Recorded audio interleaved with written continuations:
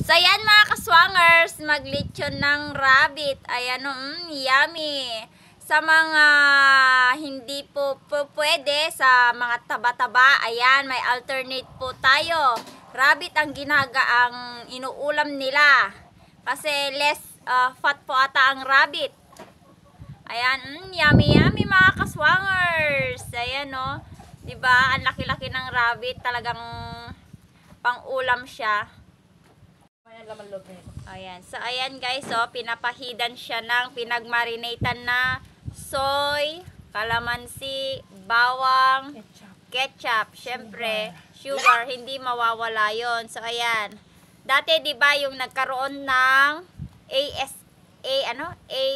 ASAP sa baboy. So, ito yung ginawang alternate nila ang rabbit. Napakamahal nito dati mga kaswangers nung walang baboy. Ayan o. Napakasarap na rabbit mga kaswangers.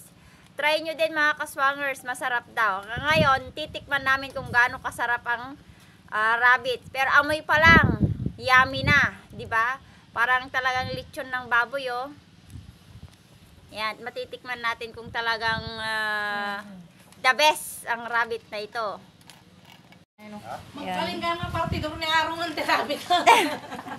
Mabalin, kaya na. Una na. Bibi. Lagyan natin isang uri. Lagyan na si Churanan na eh. Isugarod na talaga nga lechon baboy. Ako nga yung isa. Takong jimaysa. Ajimaysa kwa. Ajimaysa diretso, ajimaysa.